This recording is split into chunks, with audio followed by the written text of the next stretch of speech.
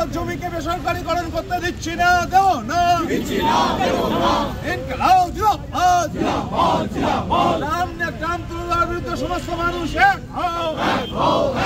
কলকাতা থেকে ট্রাম্প তুলে দেওয়া হচ্ছে, কার সাথে রাজ্য সরকার যোগ দিচ্ছি না, দেব না। পরিবেশ বান্ধব ট্রাম্পকে কলকাতা শহর থেকে তুলে দেওয়া চলছে না, চলবে না। ট্রাম্প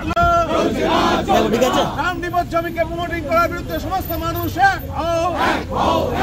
কলকাতা শহর থেকে ট্রাম্প তুলে দেওয়া চলছে না, চলবে না। ট্রাম্প তুলে দেওয়ার বিরুদ্ধে সমস্ত মানুষ এক হও। ট্রাম্প চালানোর দাবি তোমার আমার সংগ্রাম চলবে। ট্রাম্প নিপদ জমিকে প্রমোটিং করা হচ্ছে, কার সাথে রাজ্য সরকার যোগ দাও। গোলাবাজি বন্ধ করো। কলকাতা রাস্তায় ট্রাম্প তুলে দেওয়া চলছে না, তোমার আমার সংগ্রাম কলকাতা রাস্তায় ট্রাম্প চালানোর দাবিতে তোমার আমার সংগ্রাম ট্রাম্প চালানোর জন্য লড়াই চাই।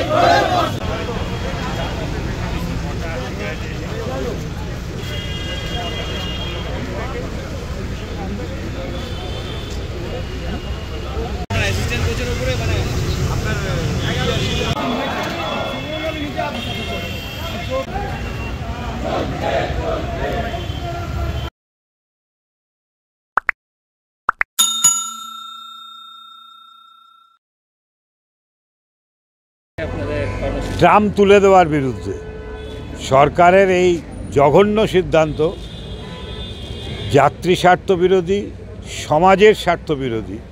এই সিদ্ধান্তের বিরুদ্ধে ট্রাম্প তুলে দেওয়া যাবে না, এই দাবিতে আজকে আমাদের এখানে বিক্ষোভ সমাবেশ এবং ডেপুটেশন দেওয়ার কথা ছিল। আমরা মন্ত্রীকে জানিয়েছিলাম, মিনিস্টার জানিয়েছেন যে ওদের আজকে ক্যাবিনেট মিটিং আছে, পারবেন না, আগামীকাল 2টোর সময় টাইম দিয়েছে। আজকে আমরা আমাদের ফর্মাল যে কাগজ, সে কাগজ আমরা পাঠিয়ে দেবো, আর কালকে আমাদের লিডারশিপ গিয়ে তার সঙ্গে দেখা করবে। আমরা মনে করি ট্রাম্প যেমন একটা, আমরা আজকে রাজাবাজার ট্রাম ডিপোর সামনে করছি কেন?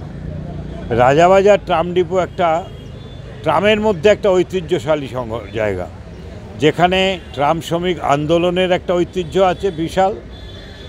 46 সালে যে দাঙ্গা, ক্যালকাটা গ্রেট ক্যালকাটা কিলিং, সেই সময় এই আমাদের ভিক্টোরিয়া কলেজ, সেই কলেজকে বাঁচিয়েছিল হিন্দু মুসলমান শ্রমিকেরা এর ভেতর থেকে।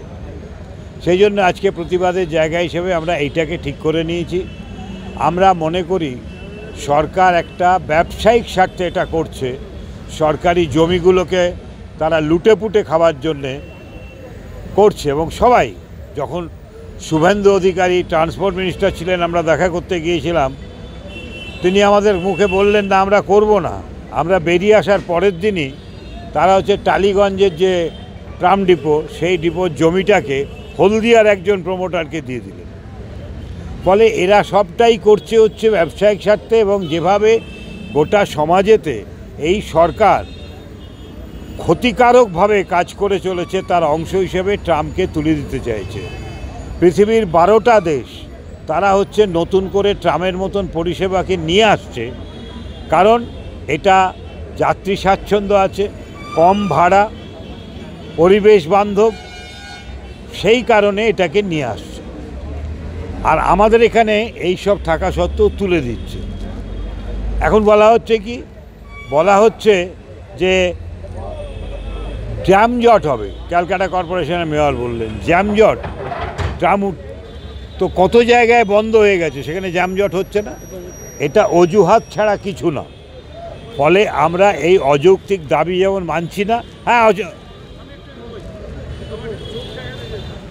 আমরা এই অযৌক্তিক দাবি যেমন মানছি না, তেমনি আমরা বলছি ট্রামের আধুনিকীকরণ করতে হবে, ট্রাম পরিষেবা যাত্রী স্বার্থে আরও ভালো করতে হবে, এবং যে সমস্ত রুটগুলো বন্ধ হয়ে গেছে সেই রুটে ট্রাম চালাতে হবে। এর সঙ্গে শ্রমিক স্বার্থ আছে, টাকা পয়সার ব্যাপার আছে, বরাদ্দ ঠিক মতন আসে না। বাজেট বরাদ্দে অন্তত 50 কোটি টাকা ইমিডিয়েট দিতে হবে, আর বাজেট বরাদ্দকে নিয়মিত করতে হবে। আমরা বলছি যে ইতিমধ্যে ট্রামের যে জমি বিক্রি হয়ে গেছে তার টাকা অন্য কোনো খাতে ব্যয় করা যাবে না, ট্রামের উন্নয়নে ব্যবহার করতে হবে, ট্রামকে আধুনিকীকরণ করতে হবে। এই সমস্ত দাবি নিয়ে আজকে আমাদের কেন্দ্রীয় সমস্ত সংগঠন, ট্রেড ইউনিয়নের ফেডারেশন, 12 জুলাই কমিটি, আমরা আজকে এখানে বেশ কিছুক্ষণ অবস্থান বিক্ষোভ করব, তারপর আগামীকাল মন্ত্রীর কাছে দেখা করব।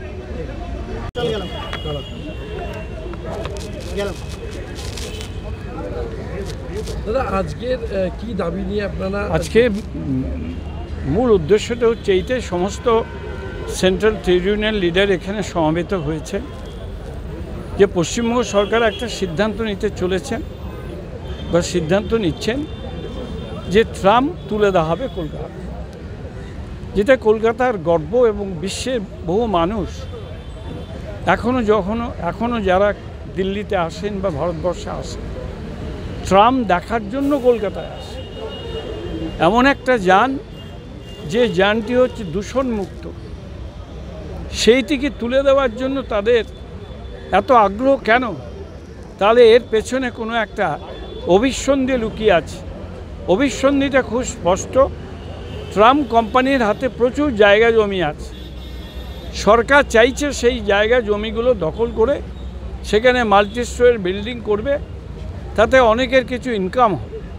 এই যে একটা কুৎসিত পরিকল্পনা সরকার গ্রহণ করেছেন, তার বিরুদ্ধে সেন্ট্রাল ট্রেড ইউনিয়ন অর্গানাইজেশন লড়াই শুরু করেছে এবং ভবিষ্যতে আরও ব্যাপক লড়াই চালাবে।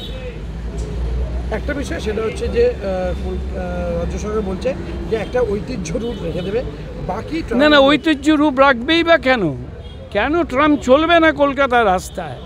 কলকাতার রাস্তায় জ্যামজট কমানোর জন্য আমি একদম পরিষ্কারভাবে বলেছি, ট্রামের কোনো দায়িত্ব নেই। এখানে রাস্তা নেই, এখানে অনেক ফ্লাইওভার করতে হবে, মেট্রোর সম্প্রসারণ করতে হবে, তাহলে পরে ভিড়টা কমবে, না হলে ভিড় কমবে না, যানজট কমবে না। ট্রামের ঘাড়ে দোষ চাপিয়ে কোনো লাভ নেই, এটা অজুহাত ছাড়া আর কিচ্ছু নয়।